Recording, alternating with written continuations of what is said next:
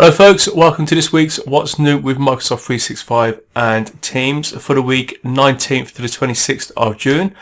We have got our regular timelines, then we're going to go through a number of full updates, onto the bite-sized, some ones to watch, and then a recap on how you keep up with 365. Just a note for those of you who are watching on YouTube, make sure you give it the thumbs up, click subscribe, click on the little bell, and then say you'd like all the updates. This is just so that you get a notification every week when this rolls out. Okay, first up, Power Apps, the ability to display images from your Microsoft lists. A little bit delayed, now that's mid to late July. PowerPoint Live, the presenting to Teams from PowerPoint web app, that's gone from May to late July as well. Modern Comments for the Enterprise, general availability, that's been put on hold for them to tweak that. Bit of a strange one that is, because there's Modern Comments, they've been around in the other apps. I'm not sure why they've put them on hold here, but when that update comes out, I'll make sure I update you. A new Files experience, that's been pushed back to late July as well. The completion of that, you may already have it, but others haven't. That's just the ability to control when you're sharing a file, who's got access to it. Just like, think about when you're sharing from OneDrive, the permissions and the rights that you can control there. So similar experience with that as well.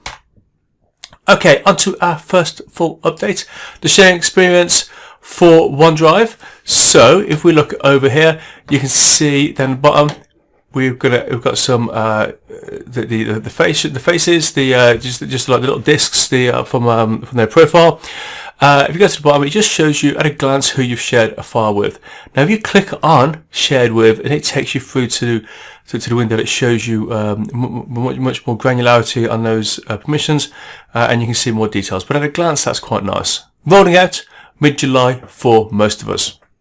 Now, one for the lists people. So guided Power BI or authoring experience in lists is coming your way. It just means that you can quickly and easily create business intelligence reports from your lists. However, you do need a Power BI license, and when you click on it, if you don't have one, it's going to prompt you to log in, but also offer you a free trial. I'm quite sure your admins in your organization are going to love that. Although they may well have already turned that off anyway. So anyway, just very quickly, you click on Integrate Power BI, visualize the list, works really nicely. That is available now if you've got that license. Now, Teams meeting auto recording. This is quite nice. How many times have you started a meeting, or you've been in a meeting and somebody's forgotten to click on record, or had to remind the organizer to click record? So when you go into your meeting options, you can see here we've got the option to record automatically, and if you tick that, then it will record when the first person joins the session. Now, you can add this for a single, just like one-off meetings, or for a whole series of meetings as well. And if you've got the new system, then it will record to your OneDrive or to SharePoint. And if you're still using Stream, it will record there instead. Now, an interesting one here. I'm not sure if I've missed this, but it's talking about managed mode. Attendees can only see shared content and the videos of people use Spotlight.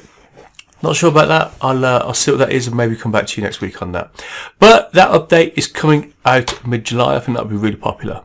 Now, for those of you who are using Breakout Rooms, we have got just a change in how you assign rooms.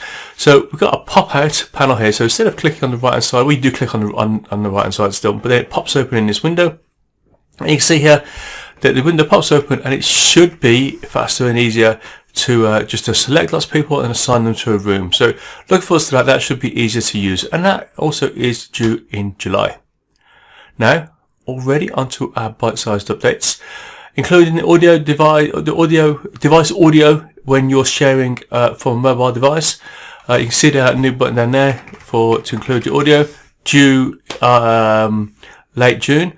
Now, I can't be honest, it'd be interesting actually. Say in the comments, and if you've got anything to say about any of these folks, maybe put a comment in the comments area, because I'm always interested to hear people use this.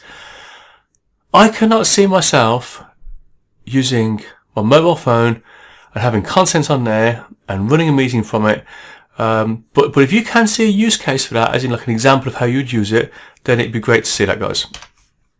Okay, SharePoint, just a bit more control over your notifications. So from the SharePoint homepage, click on your preferences, and here you can fine tune them a little bit. Wants to watch? So stream. So actually, call it stream. This is a new stream. So when your videos are in OneDrive or in SharePoint, viewing the transcript, you'll know that when when the recording went from being held in stream to going into your OneDrive and to SharePoint, not all the functionality kept up. So this is them just catching up with the old functionality inside stream. So those transcripts now will be next to the video when you're watching them. Suggested replies in chats coming along. That's on mobile actually. Drag and drop. Row reordering in lists. Another one for lists coming up. Show and remove active filters. And then list creation from office.com. So some good stuff to look at there for lists.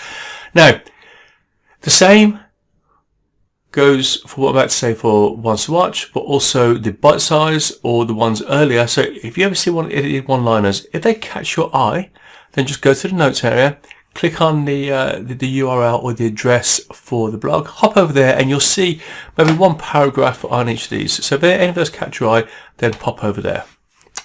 Okay, so another quick one. Remember, folks, Facebook, Twitter, YouTube, LinkedIn, the podcast, the blog, also the ability to sign up for the newsletter as well. So if you hop over to the website, you'll see the newsletter. That's it. We're done. Nice short session this week. If any of those things catch your eye, if you're interested, pop a note in the comments area, and I will see you next week. Cheers, folks.